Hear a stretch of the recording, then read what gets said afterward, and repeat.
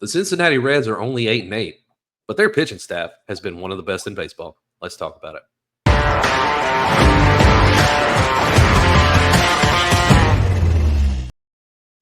Yes, welcome into another episode of First Pitch, your daily source of baseball talk. We've got a packed show today. We are going to be talking a lot of Reds baseball today. As moving forward, we are going to take a couple days each week and kind of gush and or lambaste the two teams that we follow the most. And Tuesdays will be Reds days and Thursdays will be Phillies days, unless we swap those up to throw y'all off so y'all still listen, even if y'all aren't Reds or Phillies fans. But yeah, we're going to be talking some Reds today. So hope you enjoy the Reds talk with our incumbent Reds faithful Drew Crabtree. You can follow him on Twitter at Drew Crabtree12. I'm Troy Brock. You can find me on the X Machine at Troy B Baseball. If you're watching on YouTube, hit that subscribe button, turn on the notification icon so you can be notified when another episode goes live. If you're listening on audio, give us a 5-star rating, share the show with your friends, send them to firstpitchpodcast.com so they can get their daily source of baseball talk.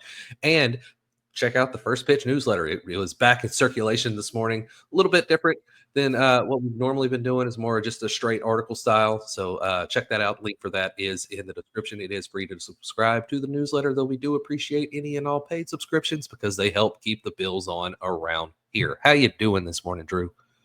I am glad that the off day is over and my second place Cincinnati Reds are back in action tonight. It's good. It's the temperature dropped a solid 30 degrees up here in beautiful Toledo, Ohio. I just got over this seasonal allergy nonsense, and I'm willing to bet that I'm going to feel like garbage here soon again. I'm right there with you, buddy. I know you and I have talked about it, and I'm sure everybody can hear it in my voice, but I've been dealing with it for the past couple days, and so it's not fun. Hopefully you can get past that this go around. But something that we cannot get past this go around is talking about the games that took place on yesterday's slate. And it was not a full slate, only 10 games yesterday, but they did take place, and we're going to talk about them. And the first game was the Nationals at the Pirates. It was Paul Skeens' day, and Paul Skeens did Paul Skeens things. The Pirates won that game 10-3, though he did only strike out 6 batters. Is he washed? Who knows? But the Pirates now move to 6-11, while the Nationals fall to 6-10. Giants at the Phillies. We're going to skip that one. I'm just kidding. Giants win 10-4. They move to 12-4. Phillies fall to 9-7. And Taijuan Walker reminded us why he is the worst pitcher in baseball. Only 4 of his 6 runs were earned, though the 2 unearned runs came on a pitcher's error, so they should all 6 be earned. But, that's stupid rule, so on and so forth. Red Sox at Rays. The Rays won that one by a slim margin of 16-1. The Rays moved to 8-8, while the Red Sox fall to 8-10. Shane Baz is now 2-0 with a 1.42 ERA.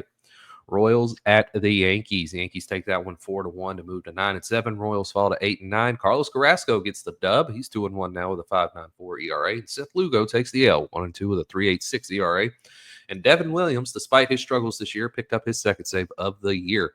The Atlanta Braves put one in the win column for the first time in what feels like forever as they beat the Blue Jays 8-4 to move to 5-11, and the Blue Jays fall to 9-8. Grant Holmes was magnificent in this start, and he is now 1-1 with a 3.78 ERA. Mets beat the Twins 5-1. Probably Clay Holmes' best start so far with the Mets, and the Mets are now 11-5, while the Twins are 5-12. Wrote an article yesterday about how the Mets can continue to build their lead in the National League East because they have a weak schedule. So check that out over on Mets on SI. Tigers at the Brewers. Tigers win 9-1, helping Drew's Reds out a little bit there. And Tigers move to 10-6, while the Brewers fall to 8-9.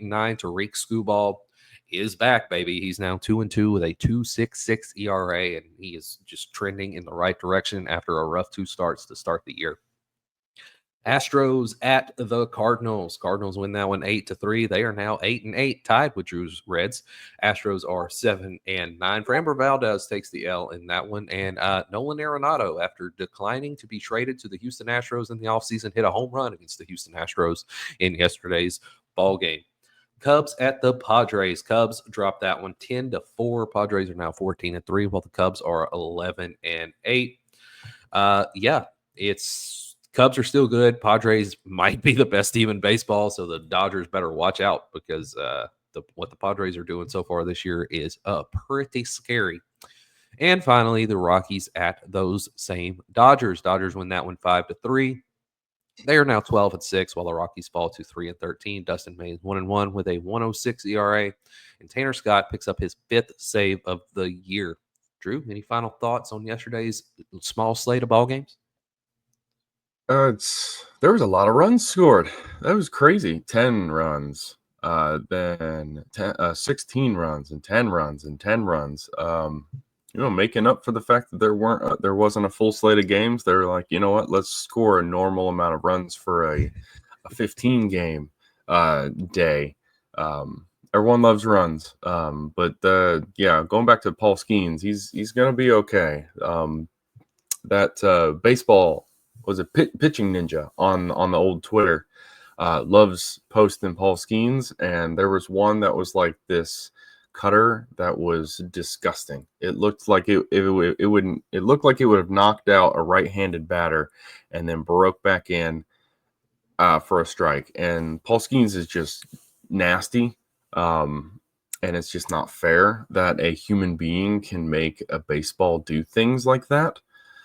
And I very much look forward to the day when the Pirates trade him away to a contender for nothing, like they did with all their other stars. You know what? Maybe with the way the season has gone so far this year, maybe the Pirates will trade him to the division rival Cincinnati Reds for Austin Hayes. Well, when Austin Hayes is a 5-WAR player by the trade deadline, yes, that's what's going to happen.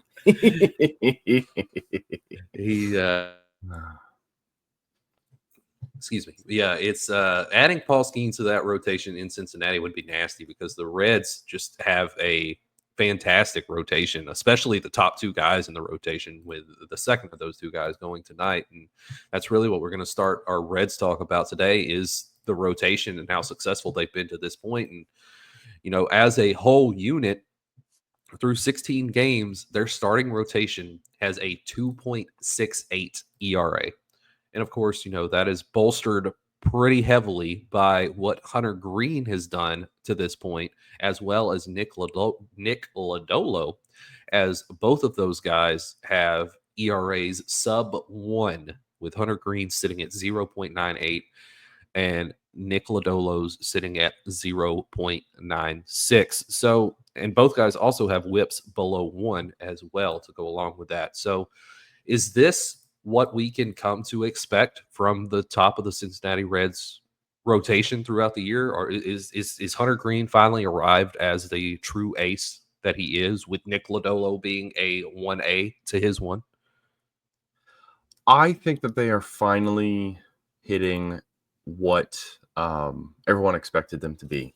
Obviously, Hunter Greene was that second overall pick back in 2017, and then he missed that first entire season due to Tommy John.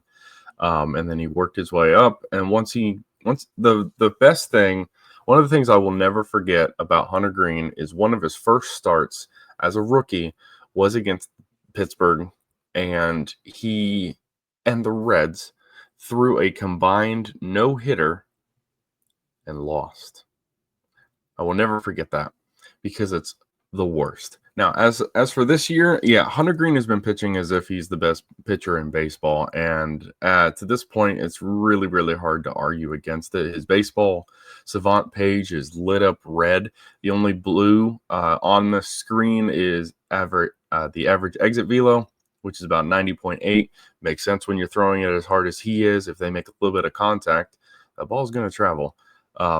It has helped that he has pitched mostly on the road because pitching at Great American Ballpark, a slight little breeze will turn a pop fly to first into a shot to the moon deck. His ground ball rate is really, really low at 23.4. He's in the 6th percentile right now, but that's not really who he's been. He's a strikeout pitcher. He's gotten flyouts. He's mostly missing barrels. Those are still on the barrels, and the hard hits are on the lower end. but everything else, obviously, his fastball velo 40 is in the 99th percentile.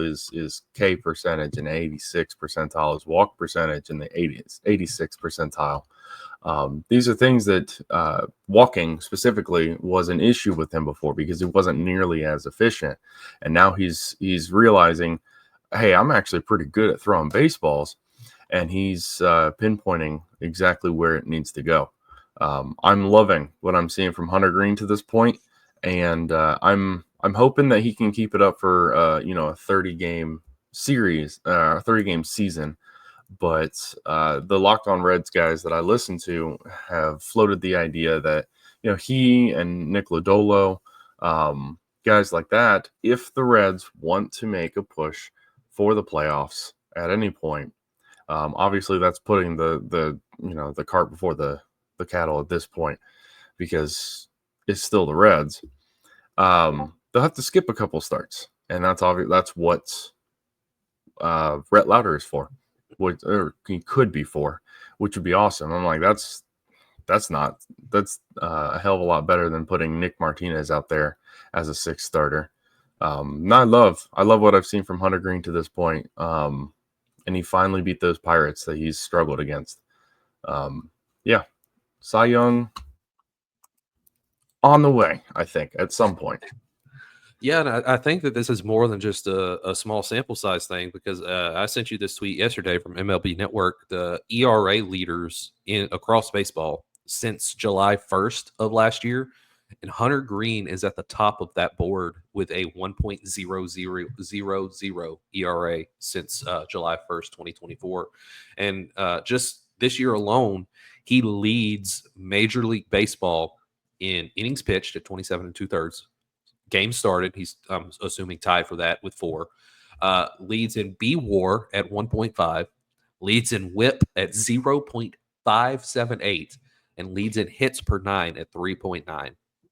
And of course, last year he did set his career high in innings pitched at 150 1/3. So you can realistically expect him to qualify for the ERA title this year, assuming he does stay healthy as far as a workload concern goes, because you can generally expect a 10 to 20% increase safely over a workload year over year. So you can expect Hunter Greene to get 165, 180 innings this year, not counting the playoffs, just in the regular season alone. And if he can keep up what he's done through these first 27 2/3 innings of that, then yeah, he's got a really good chance of contending for that Cy Young and potentially winning it with what he's shown us so far and what this year and what he's shown us for the better part of the last year of baseball. And I do think that Hunter Greene is legitimately an ace, and I think he's kind of staked his claim on that term, and it's going to be exciting to watch him. He's one of the young, exciting players on the Cincinnati Reds, along with Nick Lodolo, who is right there with him this year with a 0.96 ERA. And, he's starting tonight, and we'll kind of talk about that game a little bit later on. But between those two guys, is that the best 1-2 punch in baseball right now? It very well could be. At least right now, I say that it is, just because there are a couple of guys out there that have started a bit cold. Obviously the Phillies have a couple of really good baseball throwers over there. But Nick Lodolo has been what we expected him to be. Now, it's kind of funny when you think about it. They look like they're about the same size. Nick Lodolo is 2 years older than Hunter Greene, but he was drafted 2 years after because he went to TCU and Hunter Greene was drafted straight out of high school.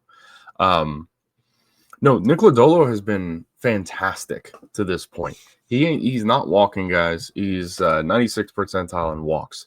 But the weird thing is, because Nick Lodolo has some seriously nasty stuff, he's not striking people out. In the past, the last couple of years, he was a really good strikeout pitcher because, what is it? His K per 9 as a rookie in 2022 was 11.4. In 2023, it was 12.3. And then last year, it was 9.5. This year's K per 9 is 3.9. He's struck out a grand total of 8 batters in 3 starts. Normally I would be a lot more concerned about that, but he's inducing a lot of ground balls. He's inducing a lot of weak contact. With all that off-speed stuff, it's hard to square up on it, especially that ridiculous breaking ball that for right-handed batters looks like it's coming into the strike zone, and then it breaks and hits your back foot. It's the funniest thing to watch. It's about as beautiful as that Luis Castillo changeup that just his baseball savant page is honestly a mixed bag, but Nick Lodolo has been doing it incredibly well. He's pitching nothing he's doing is at a crazy clip. Like Hunter Greene overwhelmingly uses that four-seam fastball because that's his strength. Except for in that first start when he used that slider a lot because of that fastball not being there. Nick Lodolo has 4 pitches that he's used. The four seams 29%, the sinkers 26%, the changeup 24%, the curveball 22%. He's got a full repertoire of pitches, and he uses them to his benefit. He's seeing the zone incredibly well, and I think that tonight will be a good test. Because while the Mariners may not have the lineup that other teams have had that he's faced, he's going toe to toe with a former ace of the staff, Luis Castillo, and that's going to be a lot of fun to watch. But no, I think as of right now, the way that these two are pitching, they're the top 1-2 punch in baseball. We'll have to see how that tracks throughout the summer and how it continues, because these two guys have had their injury issues. Nick Lodolo had that weird blister that completely derailed his season last year. I'm really looking forward to it, because when these two are on, the Reds can win at least 2 out of every 5 games. And then, whenever Brady Singer is up, the Reds decide to score 10 runs. So there's 3. That's not too bad. Yeah, if you're winning 3 out of every 5, you're doing pretty good, and you're pretty safely going to be in that playoff mix. But yeah, to your point there on Nick Lodolo's health concerns, his career high, he also set a career high in innings pitched last year with 115 and a third. So you really can't expect him to qualify for the ERA title safely as a workload is concerned this year. But, he has through 3 starts and 18 2/3 innings so far, though he's only struck out 8 batters, he's also only walked 1 batter in that time. Mm-hmm. And he leads the National League in walks per 9 at 0.5. And his whip, like I said earlier, is below 1 at 0.696. And, he's shown that so far this season, he is capable of doing it, and it's not like he's facing weak lineups. He faced the San Francisco Giants twice. So, and they came within 2 weeks of each other. So the familiarity of the Giants lineup is there. And the worst of the 2 starts against those Giants was the first one on March 29th. He gave up 2 earned runs, and he hasn't given up an earned run since those 2 that he gave up in his first start. He did give up a run against Milwaukee on April 3rd, but it was unearned. But it's just he's buckled down, he's settled in, and he's starting to show that he can hang right up there at the top of the rotation with Hunter Greene. And he's not the only Nick that's in the rotation, but the other Nick that's in the rotation is it's kind of questionable of why he's in the rotation, which right now it's he's just filling a gap to get until other players like the man you mentioned earlier, until he comes back from injury. Andrew Abbott just returned, so Andrew Abbott's going to start taking some more of those starts from Nick Martinez, and we kind of talked about it in the offseason, why the Reds offered Nick Martinez a qualifying offer, because there was really no question that he was going to accept it with what he's shown us throughout his career. And he's really not a pitcher that's worth that much money over a single year. And, how do you feel about Nick Martinez and the Reds offering him the qualifying offer over the offseason? I think Nick Martinez did a great job of selling himself a la Kirk Cousins in the NFL. He's not the elite pitcher, but he did what was asked of him really well. Last year, he was like a starter. He was a bullpen arm, and then he was also the guy that would go the length on like a bullpen day as that second guy. And he did really well with those. When he wasn't the starter, he came in relief and he'd pitch as well as anybody in the pitching staff. But then you go to this year, he's got a 6.06 ERA in 3 games over 16 and a third. He's got an ERA plus of 71. He's got a 1.224 whip. At this point, he's the weak link in that rotation, which obviously is not saying all that much considering how good the top 3 have been. But with all that money allocated to him, obviously it's the Reds. They have the money, blah, blah, blah, blah, blah. But with how the Reds do business, $21 million could have been spent a number of different ways. I don't think it would have landed them, an Anthony Santander or anything like that, because I doubt that they were even splashing in those waters, considering this is also the same franchise that refused to give Nick Castellanos a call after that option. But I don't know. Nick Martinez is unfortunately now the weakest link in that rotation in an organization that its strength right now is in its rotation, both of the major league and in the farm system. Chase Burns has been ridiculous in his first 2 starts. He's probably not making his way up to the big leagues this year, but next year. No, I want to see more Rhett Lauder when he is available, because last year he was awesome. I want to see just anybody else at this point. It's just not great. The Reds have had worse pitchers. I can honestly say that. Last year, Nick Martinez had a 4B WAR. That was great. But if you're trying to get back to the playoffs, I don't know that Nick Martinez is an arm in your rotation when everybody is fully healthy. Yeah, you're spot on. And I while you were discussing Nick Martinez there, I did pull up the splits for him as a starter and a reliever for his career as well as last year in specific. And across his career, he's made 106 starts compared to 137 relief appearances. In those 106 starts, he has a 4.6 ERA across 573 and a third innings. In the 137 relief appearances, his ERA is 2.9, which is a good deal better than 4.6. It's 1.7 runs better per 9 innings, which over the course of a full 162 game season, that's pretty significant between 4.6 and 2.9. Now, last year he was better as a starter than he has been throughout his career. He had 16 starts last year, 89 innings, and he had a 3.84 ERA across those starts, compared to 26 games in relief and 53 and a third innings.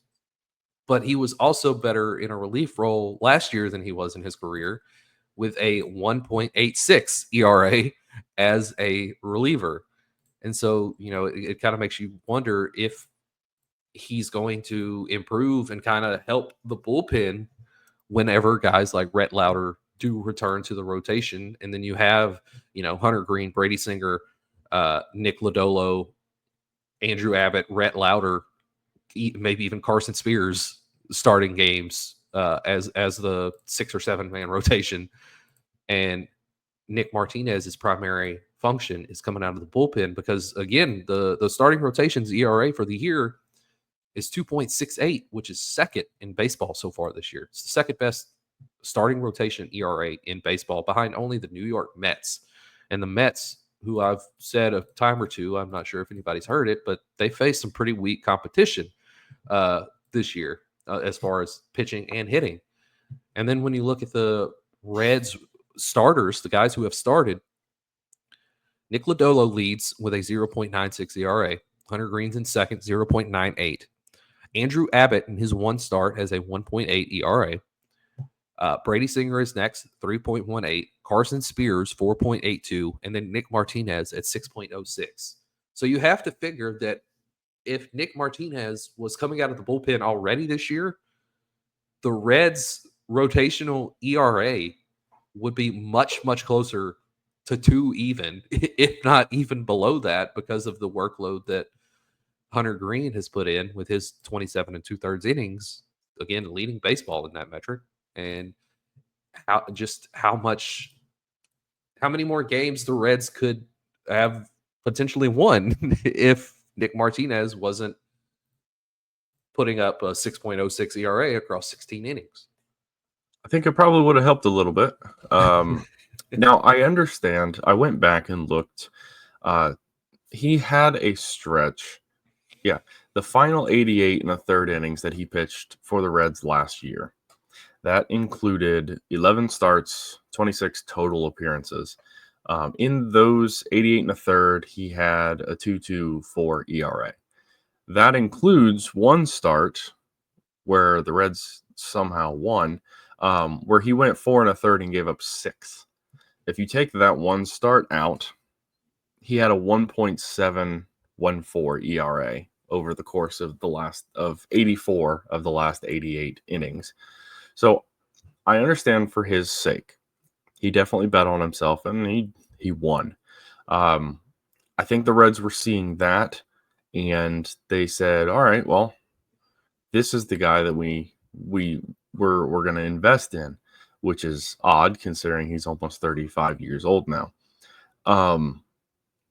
Of that stretch, those 11 games, one of them was the only complete game of the Reds season, which was the weirdest thing. It was the September 27th against the Cubs. They just let him go 8 innings, and he pitched the complete game, gave up 1 run. I really hope he comes back to form, to what he was at the latter half of last year. I really do, because when you look back, and then you obviously look at the lineup, that $21 million could have been spent on an outfielder. It could have been spent on somebody in addition to an Austin Hayes, so we don't have to watch Jake Fraley give up triples down the line because he's lollygagging to the ball, which is the most frustrating thing. There were a number of ways that this roster could have been fixed.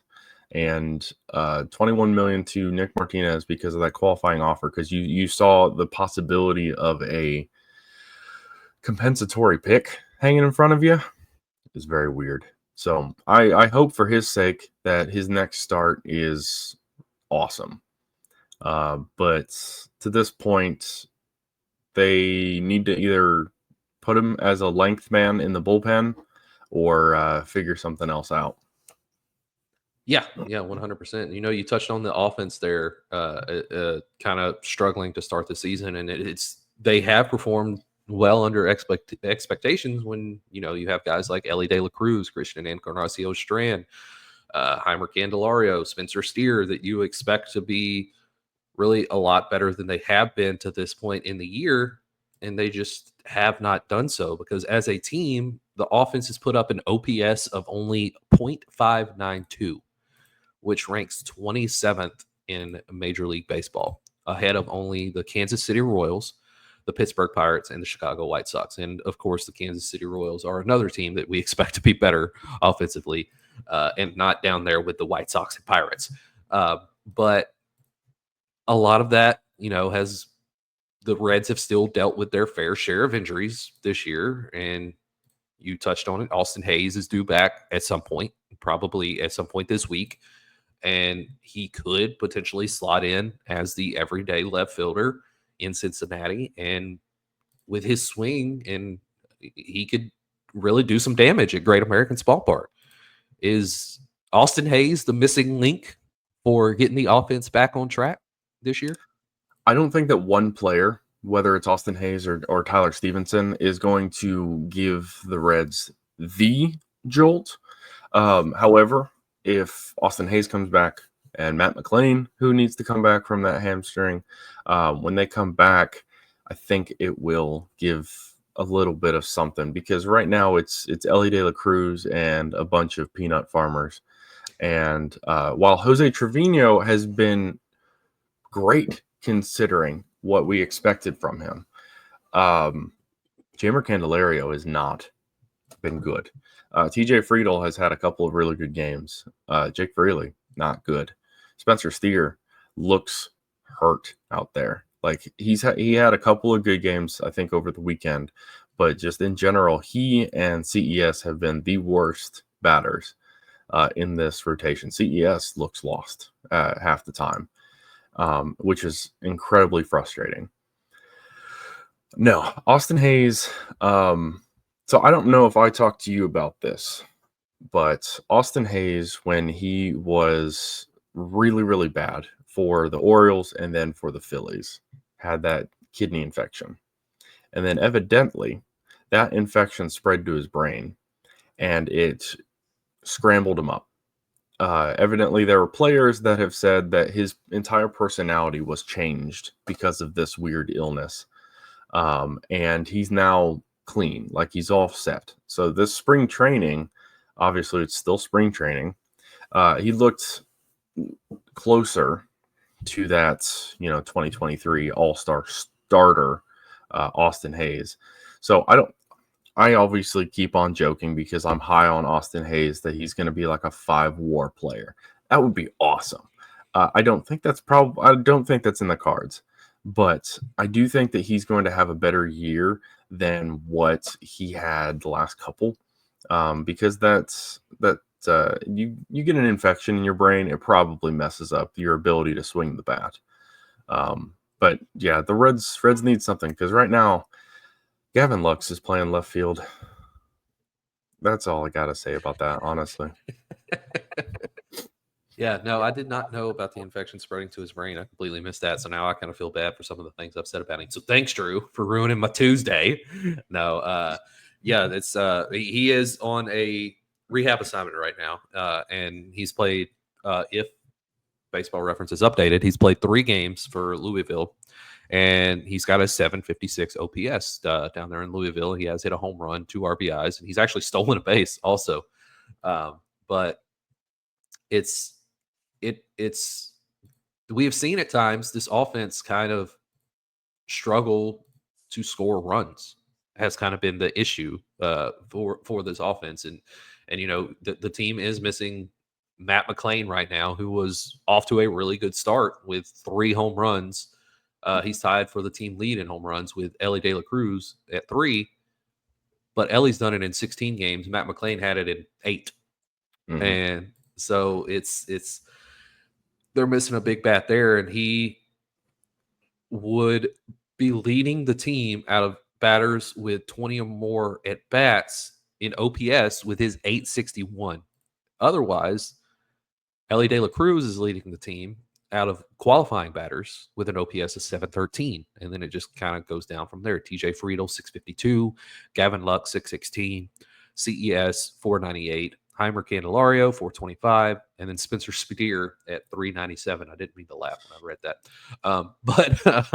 But there have been games where the Reds have struggled to score runs, and there have been other games where they have not struggled to score runs. They scored a combined 25 runs across just two games, not back-to-back, but 2 games over the first week of the season. And for the whole year, they've scored a total of 62 runs.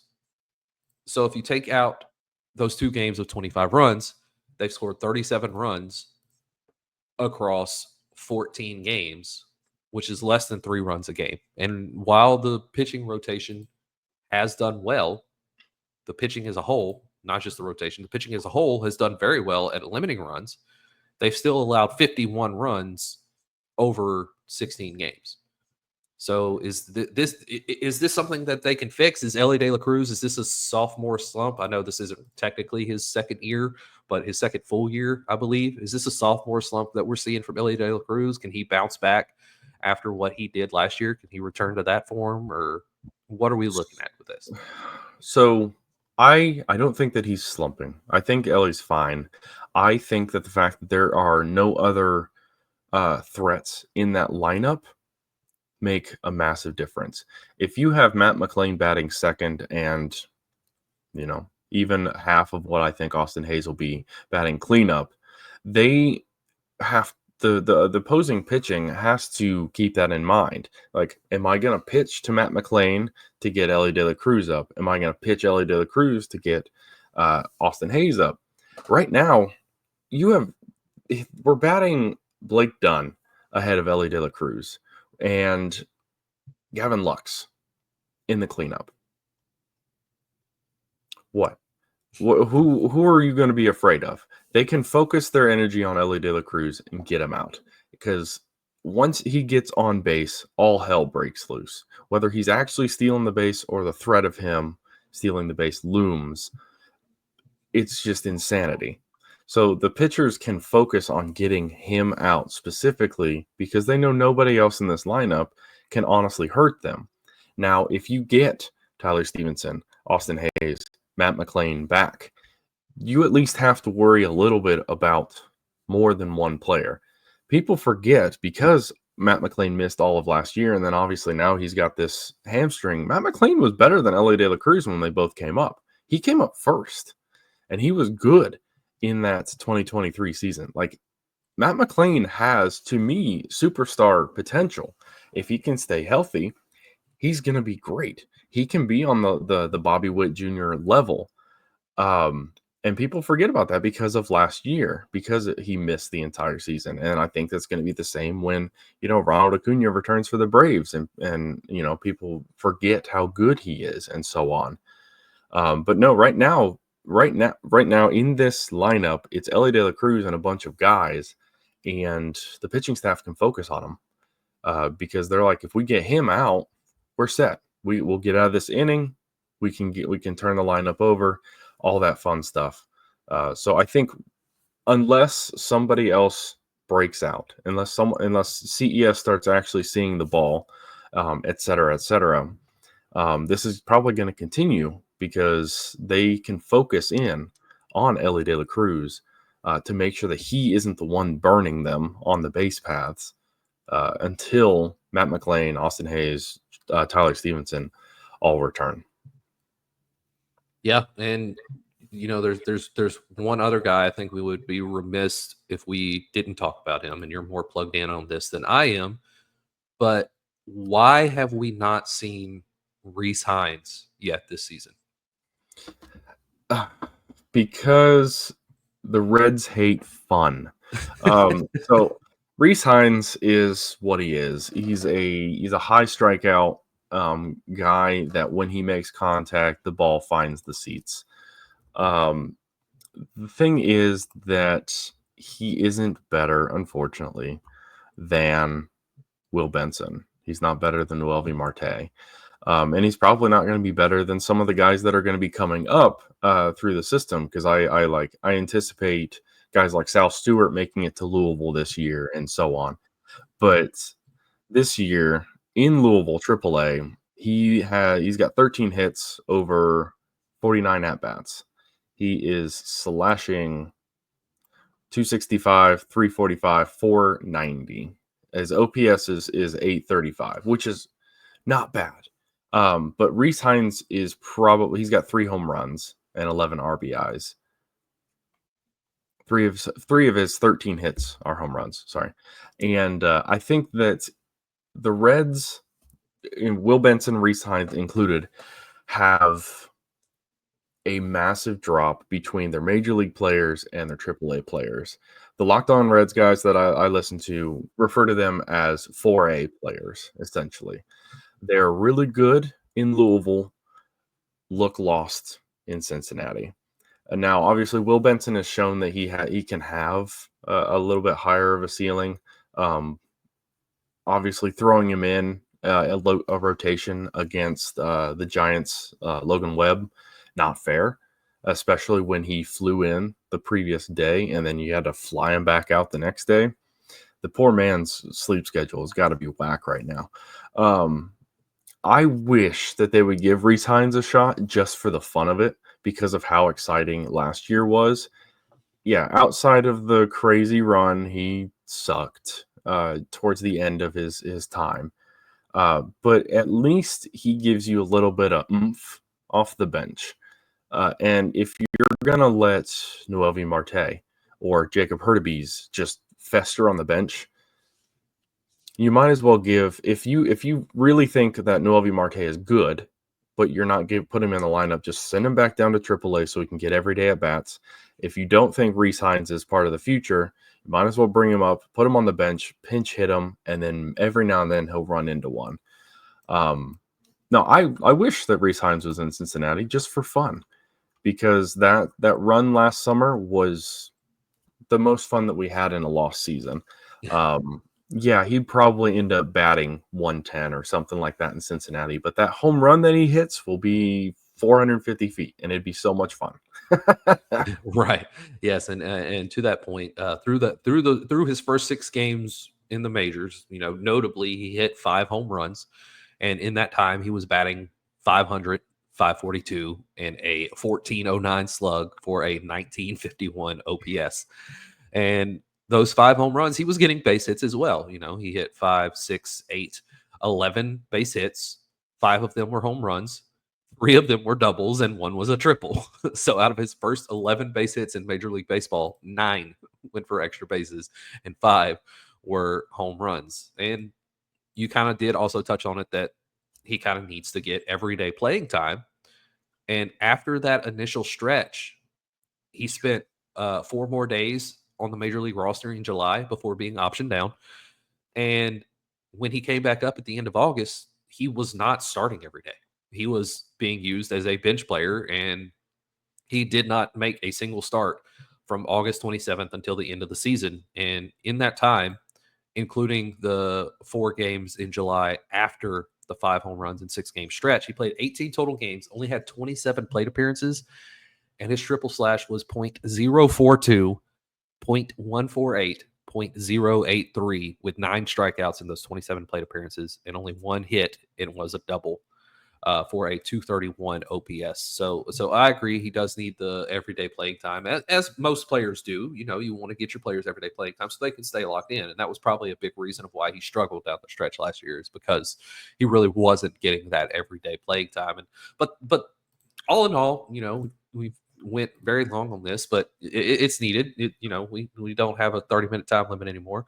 So the Reds are an exciting team, and they're a promising team. And even though they're 8-8 this year, I think, and I said this in the offseason, I think that they legitimately have an opportunity to make some noise in the NL Central Division, because it's after the Cubs, there really is no clear favorite for who's going to be the second team in the division. And I don't think that the second team in the division is going to make the postseason with how strong the National League East and the National League West are. I think that they're going to get 5 of the 6 or 6 of the 7, however many it is, playoff berths for the National League.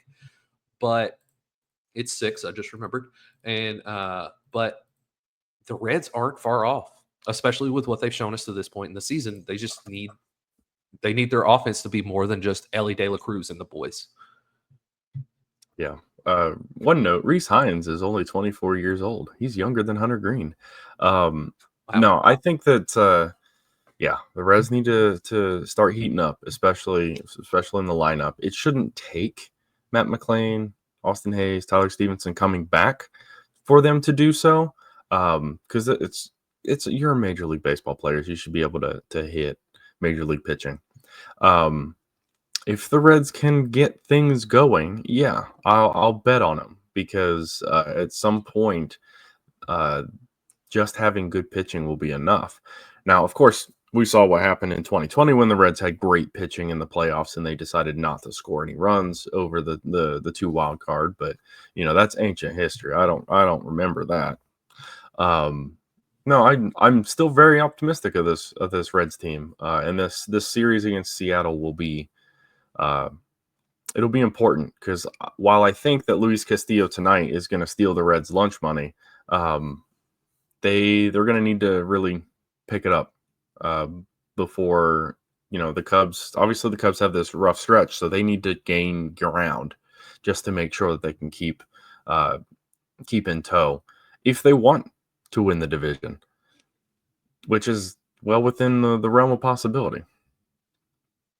Yeah, yeah. And, you talked about the Reds in the playoffs. Do you happen to remember about 14, 15 years ago when the Reds had a perfect game thrown against them in the playoffs? Do you remember that? No? I do not recall.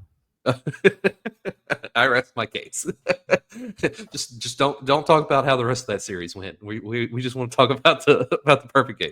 I don't even know. I don't know if that was more painful or if the Giants series was painful, where the Reds had a 2-0 lead coming back to Cincinnati, and then they got beat. But no, I don't recall. I don't seem to recall. I think you're just making things up at this point, Troy, and that's not very cash money of you. Well, maybe that'll be our next watch party. We'll go back and we'll watch that game just so you remember. And you're going to need a new co-host at that point, sir.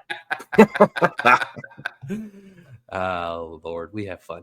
Yeah, and we're gonna have fun today because we have a full slate of baseball games. Although, unfortunately, no day games. Our first game is at 6:40 p.m. Eastern. The Nationals at the Pirates, getting us started. Jake Irvin at Mitch Keller. Nationals look to move to 7-10, while the Pirates look to move to 7-11. 6:40 p.m. Eastern. Mariners at the Reds. We've kind of touched on this game all day long, but Luis Castillo and Nick Lodolo, a good pitching battle there. Both teams look to move to 9-8. What's your thoughts on this game, Drew? I love Luis Castillo, and it honestly broke my heart when the Reds traded him away. I really worry about this one because of how good Luis Castillo is, especially all that off-speed stuff that he throws. That's that ridiculous changeup that has all that motion. Hopefully, we get early season Luis Castillo, because with the Reds, it took him a while to warm up, which was really weird. Hopefully, we get early season Luis Castillo, and they can rough him up for 5 or 6 runs. But nah, it's going to be weird. It's going to be weird. I think this is the first time that Luis Castillo has faced the Reds, and it's going to suck. It will. Yeah, it's going to be a good matchup. Both teams really have good pitching staffs, especially at the top half. The Mariners, their whole pitching staff, but the Reds at the top half. But it's going to be a fun series with the Mariners and the Reds to kind of see which team can get their offense on track. I think in the long run, over the course of a full 162, the Reds have the better offense. While I would give the nod to the Mariners rotation over a full 162. Also, I think we would be very remiss if I did not tell you Happy Jackie Robinson Day, Drew. Oh, it is, isn't it? Wow. Yeah. We're 47 minutes in. We didn't forget. 6:40 p.m. Eastern. Also, Diamondbacks at the Marlins. Merrill Kelly at Gillespie. Diamondbacks look to move to 10-7, while the Marlins look to keep from falling to 500 at 8-8. 5 minutes later, the Giants at the Phillies. Future Hall of Famer Justin Verlander facing off against Jesus Lizard. 12-4 Giants at the 9-7 Phillies. 7:05 p.m. Eastern, Guardians at the Orioles. Charlie Morton getting the start for Baltimore there as the Guardians look to move to 9-7 and the Orioles look to move to 7-9. Also at 7:05, Red Sox at the Rays. Walker Buehler at Ryan Pepio. Red Sox look to move to 9-10, while the Rays look to move above 500 at 9-8. 7:05 p.m. Eastern, the Royals at the Yankees. Michael Wacha at Max Fried. Royals look to move to 9-9, while the Yankees look to move to 10-7. Do you think that Max Fried can continue his early season success against the Kansas City Royals in New York? I think so. With that lineup that Kansas City is trotting out, it's just like the Reds. It's Bobby Witt Jr. and a bunch of cabbage farmers. So, I still don't understand how he ended up in New York, but baseball owners don't like fun. So, yeah, I think that tear is going to continue. Yeah, it's I think the Braves should have re-signed him, but that's a story for a different day. 7:07 as well as Freddie Freeman.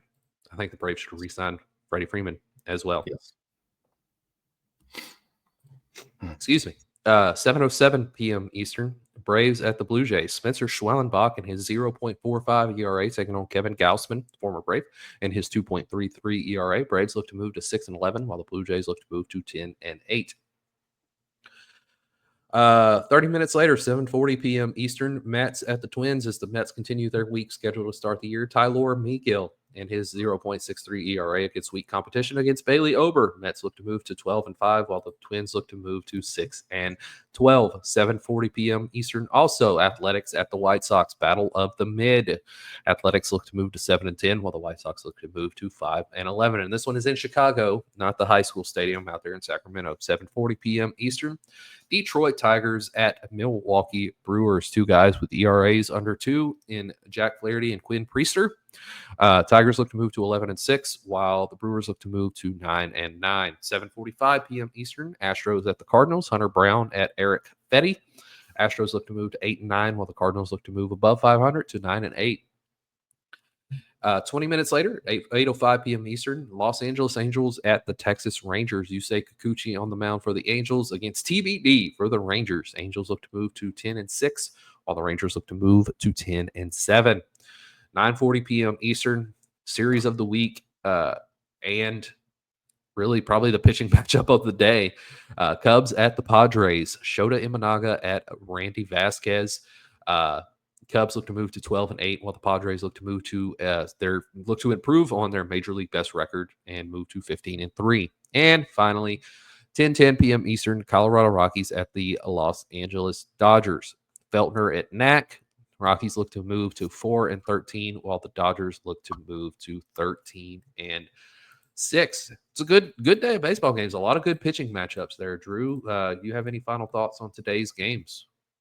Outside of the obvious, Cubs Padres going to be fun. Mariners Reds, that's a good matchup. That Braves Blue Jays matchup, Swellenbach versus Gossman, is going to be interesting. Braves, they gotta keep chipping away. I mean, obviously they're only 6 games under 500, but 6 games under 500 when you play 16 games, makes it feel like the world is ending. I'm still buying in on the Braves. Spencer Schwellenbach is a freak. He's a great pitcher. That'll be a good one. Reds legend Kevin Gausman. Man, Kevin Gausman gets around. Sure does. Yeah, and tomorrow we'll talk about it more tomorrow. But the Braves are getting their other Spencer back in Spencer Strider to start tomorrow's game. So their outlook on the season is only looking up. But speaking of looking up, it's been a great day here on the First Pitch Podcast. It's always a great day when there is baseball. So thank you for joining us today on this extended episode of First Pitch. If you're watching on YouTube, hit that subscribe button, turn on the notification icon so you can be notified when more episodes just like this one go live. If you're listening on audio, leave us a 5-star rating and share the show with your friends. Send them to firstpitchpodcast.com so they can get their daily source of baseball talk. Make sure you check out the First Pitch newsletter. Today's issue talked about kind of the Dodgers being overhyped is because of more weekly power rankings coming out this week, and the Dodgers are still ranked number 1 somehow after dropping 6 of 9 prior to those power rankings. So check that out. Link for the newsletter is in the description. It is free to subscribe and receive that in your email inbox every single morning, though we do appreciate any and all paid subscribers as they help keep the bills on around here. Until next time, this has been First Pitch.